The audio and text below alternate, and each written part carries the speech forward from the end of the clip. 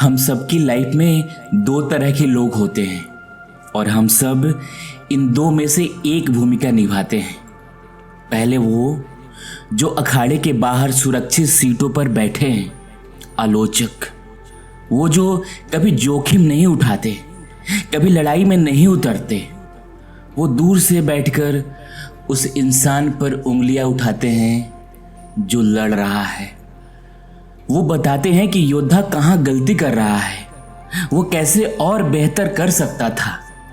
उनकी लाइफ सुरक्षित है, साफ सुथरी है, लेकिन उसमें कोई कहानी नहीं है। और फिर दूसरी वो लोग जो अखाड़े के अंदर हैं, वो जिनका चेहरा धूल, पसीने और खून से सना है। वो जो बहादुरी से लड़ते हैं, जो गलतियां करते हैं, जो बार बार गिरते हैं और फिर से उठते हैं। वो जो एक महान उद्देश्य के लिए खुद को समर्पित कर देते हैं। दुनिया शायद उनकी गलतियों पर हंसे, लेकिन उनका नाम उन ठंडी और डरपोक आत्माओं में कभी नहीं गिना जाएगा, जो न तो जीत का स्वाद जानती है और न हार का। अब एक पल रुककर खुद से पूछिए, आप कहाँ हैं? क्या आप सुरक्षित सीटों पर बैठकर दूसरों की लाइफ पर कमेंट्री कर रहे हैं, या आप धूल और मिट्टी से सने अपने सपनों के लिए, अपने प्यार के लिए, अपनी लाइफ के लिए उस अखाड़े के अंदर लड़ रहे हैं? क्या हो अगर मैं कहूं कि एक सार्थक, संपूर्ण और आनंदमय जीवन जीने का राज आलोचना से बचना नहीं, बल्कि आलोचना के डर को हराकर उस अखाड़े में उतरने का साहस करना है। यह शक्तिशाली विचार हमें दिया था अमेरिका के राष्ट्रपति थियोडोर रूजवेल्ट ने अपने प्रसिद्ध भाषण the man in the arena में। और इसी विचार को अपनी लाइफ का मिशन बनाया एक ऐसे रिसर्चर ने जिसने 2 दशक तक इंसान की सबसे गहरी और सबसे डरावनी भावनाओं का अध्ययन किया। भावनाएं जैसे शर्म, डर और अपर्याप्तता। उस रिसर्चर का नाम है डॉक्टर ब्रेने ब्राउन और उनकी विश्व प्रसिद्ध जीवन परिवर्तनकारी किताब का नाम है डेयरिंग ग्रेटली। तो दोस्तों, आपका स्वागत है बुक ऑथर में। आज हम एक ऐसी यात्रा पर निकलेंगे जो शायद थोड़ी असुविधाजनक हो, क्योंकि यह हमें हमारे सबसे बड़े डरों का सामना कराएगी। लेकिन यह यात्रा हमें उस सच्ची बहादुरी और आज़ादी तक भी ले जाएगी जिसकी हम सब तलाश कर रहे हैं। यह कहानी है रत्नेश की, एक सफल बिजनेसमैन जो बाहर से तो एक योद्धा दिखता है, पर अंदर से वो सुरक्षित सीटों पर बैठा था। और यह कहानी है कि कैसे इस एक किताब ने उसे अपने अखाड़े में उतरने का साहस दिया। चलिए रत्नेश के सफ़र में उसके साथ चलते हैं। यह है रत्नेश। बाहर से देखने पर रत्नेश की लाइफ परफेक्ट थी। एक सफल बिजनेस, एक बड़ा घर, महंगी गाड़ी, वो हर किसी के लिए उपलब्ध था। एक ऐसा बॉस जो कभी ना नहीं कहता, एक ऐसा दोस्त जो हर पार्टी में पहुंचता, एक ऐसा पति जो हर मांग पूरी करता। लेकिन इस परफेक्ट लाइफ के पीछे एक खोखलापन था। रत्नेश की व्यस्तता असल में एक कवच थी, एक ढाल थी। वो इतना व्यस्त रहता था कि उसे कभी खुद का सामना ही ना करना पड़े। उसे अपने अंदर के डर, अपनी असुरक्षा और अपनी अधूरी ख्वाहिशों के बारे में सोचने का वक्त ही नहीं मिलता था। वो लोगों को खुश करने के लिए ऐसे सौदे कर लेता था जो उसकी कंपनी के लिए अच्छी नहीं थी। वो मुश्किल बातचीत से बचने के लिए चुप रह जाता था। वो अपने बेटे के साथ बैठकर फुटबॉल मैच तो देखता था, लेकिन उसका दिमाग ऑफिस के ईमेल में होता था। वो शारीरिक रूप से तो हर जगह मौजूद था, पर भावनात्मक रूप से कहीं नहीं। वो एक ऐसा एक्टर था जो एक सफल इंसान का किरदार निभा रहा था। और फिर एक दिन उसका यह कवच टूट गया। एक बहुत बड़ा बिजनेस डील जिस पर उसने महीनों काम किया था, आखिर समय में फेल हो गया। उसके पार्टनर ने गुस्से में उससे कहा, यह तुम्हारी वजह से हुआ है रत्नेश। तुम कभी भी साफ साफ नहीं बोलते कि तुम क्या चाहते हो। तुम हमेशा सबको खुश करने की कोशिश करते हो और इस चक्कर में हम सब हार गए। यह शब्द रत्नेश के लिए एक तमाचे की तरह थे। उस रात वो अपनी शानदार घर में अकेला बैठा था और उसे अपनी लाइफ में पहली बार अपना खोखलापन महसूस हुआ। वो सफल था पर हारा हुआ था। वो घिरा हुआ था पर अकेला था। उसने गूगल पर यूं ही सर्च किया, सफलता के बाद भी खालीपन क्यों महसूस होता है। सर्च रिजल्ट में उसे एक टेड टॉक का लिंक मिला। एक महिला जिसका नाम ब्रेने ब्राउन था, भेद्यता की शक्ति, द पावर ऑफ वल्नरेबिलिटी के बारे में बात कर रही थी। रत्नेश ने बिना मन से वीडियो प्ले किया और अगले 20 मिनटों में उसने जो सुना उसने उसकी पूरी दुनिया हिला दी। उसे लगा जैसे वो महिला सीधे उससे ही बात कर रही है, उसके कवच के आर पार देख रही है। उसी रात उसने डेरिंग ग्रेटली किताब ऑर्डर कर दी। किताब का पहला हिस्सा पढ़ते ही रत्नेश बहुत असहज महसूस कर रहा था। ब्रेने ब्राउन भेद्यता यानी वल्नरेबिलिटी की बात कर रही थी। रत्नेश के लिए, जैसा हम में से ज़्यादातर लोगों के लिए होता है, भेद्यता का मतलब था कमजोरी, रोना, डरना, अपनी भावनाएं दिखाना। ये सब कमजोरी की निशानियां थीं। लेकिन ब्रेने ब्राउन ने अपनी 12 साल की रिसर्च से एक चौंकाने वाली सच्चाई सामने रखी।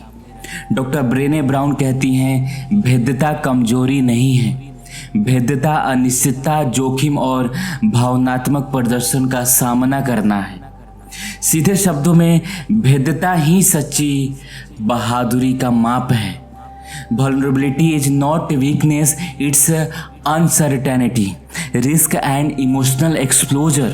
In fact, vulnerability is our most accurate measure of our courage.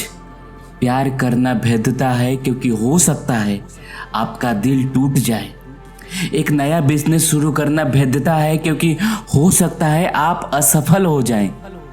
किसी मुश्किल बातचीत को शुरू करना भेद्यता है क्योंकि हो सकता है रिश्ता खराब हो जाए।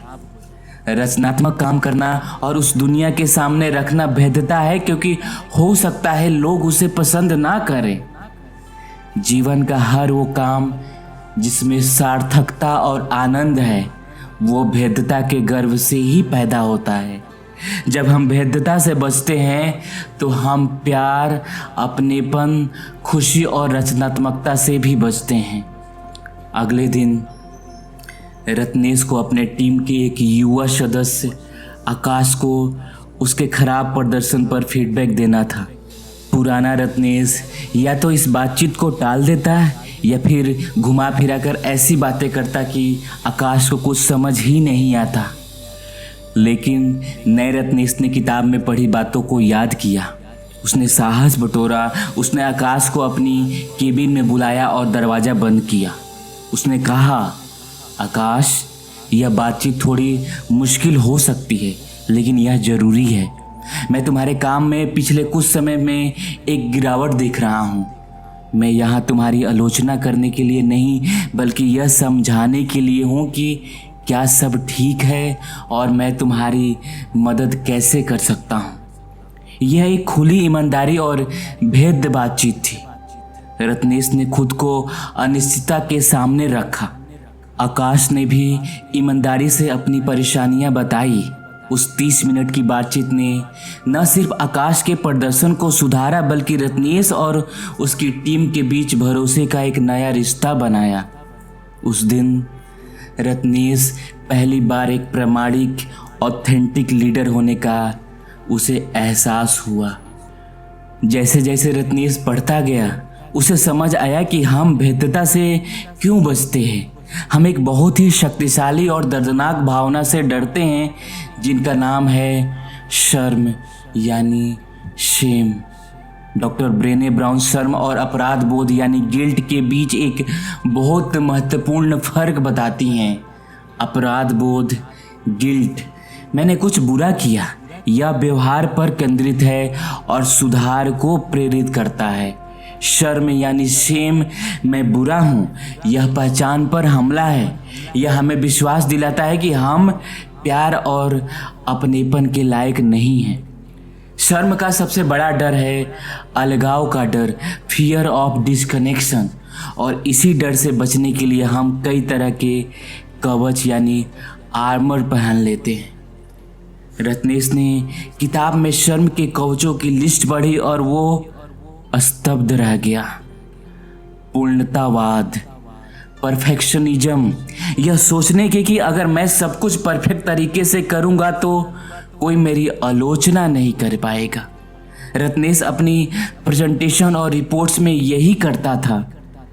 सब कुछ जानना यानी बीइंग द नोअर, यह दिखाना कि आपको सब पता है ताकि कोई आपकी काबिलियत पर सवाल ना उठा सके। व्यस्तता यानी बिजनेस, खुद को इतना व्यस्त रखना कि आपको अपनी भावनाओं और असल समस्याओं का सामना ही ना करना पड़े। यह रत्नेश का सबसे बड़ा कवच था। प्रैक्टिकल एप्लीकेशन इसमें रत्नेश ने क्या किया। कुछ दिनों बाद रत्नेश का 14 साल का बेटा आरव एक बास्केटबॉल मैच हार कर घर आया। वो बहुत उदास था। पुराने रत्नेश का पहला रिएक्शन होता शर्म और गुस्सा। तुमने ध्यान से क्यों नहीं खेला, मेहनत नहीं करते तुम, अब कोच क्या सोचेगा। यह शर्म की आवाज़ थी जो कह रही थी मेरे बेटे के हारने से लोग मुझे एक बुरा पिता समझेंगे। लेकिन नए रत्नेश ने अपने अंदर उठ रही शर्म की भावना को पहचाना। उसने किताब में पढ़ी शर्म की दृढ़ता यानी शेम रेजिलेंस की तकनीक अपनाई। उसने अपने बेटे के पास बैठकर उसके कंधे पर हाथ रखा और कहा, हारना बहुत बुरा लगता है ना? मुझे पता है तुमने अपना बेस्ट दिया, मैं तुम्हारे साथ हूँ। उसने अपने बेटे को यह नहीं सिखाया कि हारना नहीं है, उसने उसे सिखाया कि हार के बाद खुद से नफरत नहीं करनी है। उस एक पल में उसने अपने बेटे को शर्म के जहर से बचा लिया और अपने रिश्ते को और मजबूत कर लिया। उसने यह भी सीखा कि आलोचकों से कैसे निपटना है। ब्रेने ब्राउन कहती हैं, अगर आप अखाड़े में नहीं हैं तो मैं आपकी फीडबैक में कोई दिलचस्पी नहीं रखता। रत्नेश ने उन लोगों की राय का महत्व देना बंद कर दिया जो खुद कोई जोखिम उठा नहीं रहे थे। किताब के अंत में डॉक्टर ब्रेने ब्राउन हमें संपूर्ण हृदय से जीने यानी होल हार्टेड लिविंग का एक नक्शा देती हैं। यह उन लोगों के जीवन का अध्ययन है जो प्यार और अपनेपन का एक गहरी भावना के साथ जीते हैं। रत्नेश ने पाया कि यह लोग परफेक्ट नहीं हैं, बल्कि वे अपनी अपूर्णता को गले लगाते हैं। संपूर्ण हृदय से जीने का कुछ सिद्धांत इस प्रकार है: साहस, करुणा और जुड़ाव का अभ्यास करना, पूर्णतावाद को छोड़कर ग्रैटिट्यूड यानी कृतज्ञता और आनंद को अपनाना, यह विश्वास करना कि मैं काफ़ी हूँ, आई एम इनफ। रत्नेश के लिए यह पूरी तरह से नया जीवन जीने का एक तरीका था। पुराना रत्नेश शायद इस आइडिया को प्रस्तुत ही नहीं करता, फेल होने के डर से, या फिर वो उसे एक ऐसे परफेक्ट प्लान के रूप में दिखाता जिसमें कोई जोखिम ही नहीं है। लेकिन अखाड़े के अंदर खड़ा नया रत्नेश मंच पर गया। उसने अपनी गहरी सांस ली और कहा, गुड मॉर्निंग। आज मैं आपके सामने जो आइडिया रखने वाला हूँ उसमें बहुत जोखिम है। मैं यह गारंटी नहीं दे सकता कि यह सफल होगा, इसके फेल होने की पूरी संभावना है, लेकिन मैं ये भी पूरे दिल से मानता हूँ कि अगर यह सफल हो गया तो यह हमारी कंपनी का भविष्य बदल देगा। यह एक ऐसा मौका है जिसके लिए लड़ना, जिसके लिए अखाड़े में उतरना सार्थक है। उसने अपनी भेद्यता को अपनी ताकत बना लिया। उस दिन बोर्ड ने उसके प्रोजेक्ट को मंजूरी दे दी, इसलिए नहीं कि वो परफेक्ट था, बल्कि इसलिए कि वो प्रामाणिक था, वो निडर था, वो साहस के साथ लड़ रहा था। इस किताब का निष्कर्ष है, अखाड़े में आपका स्वागत है। रत्नेश की कहानी हमें दिखाती है कि सच्ची सफलता व्यस्त रहने या परफेक्ट दिखाने में नहीं है। सच्ची सफलता है सच्ची खुशी और सच्चा जुड़ाव, भेद होने की साहस करने में। यह आसान नहीं है। अखाड़े में आप उतरेंगे पर आपको चोट लगेगी, आप गिरेंगे, आपकी आलोचना होगी, लेकिन जैसे थियोडोर रूजवेल्ट ने कहा था और जैसे ब्रेन ब्राउन ने हमें याद दिलाती हैं कि असली श्रेय आलोचकों को नहीं जाता, श्रेय उस इंसान को जाता है जो असल में अखाड़े में है, जिसका चेहरा धूल, पसीने और खून से सना है, जो बहादुरी से लड़ता है और जो अगर हारता भी है तो कम से कम महान साहस करते हुए हारता है। लाइफ साइडलाइंस पर बैठकर देखने के लिए नहीं है। एक सार्थक जिंदगी हमेशा अखाड़े के अंदर मिलती है। अपनी अपूर्णताओं को स्वीकार करें, अपनी कहानी बताएं, मुश्किल बातचीत करें, आई लव यू पहले से कहें, कुछ ऐसा बनाएं जिस पर लोग हंस सके। अपनी भेद्यता को अपनी सबसे बड़ी ताकत बनाएं। अगर आप भी सुरक्षित सीटों से उतरकर डर और शर्म के कवच को तोड़कर अपनी लाइफ के अखाड़े में उतरने के लिए तैयार हैं तो नीचे कमेंट में पूरे साहस के साथ लिखिए, मैं अखाड़े में हूँ, I am in the Arena.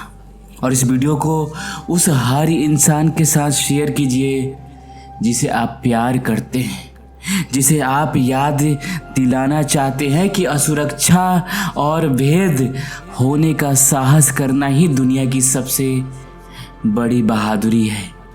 हिम्मत करने के लिए धन्यवाद।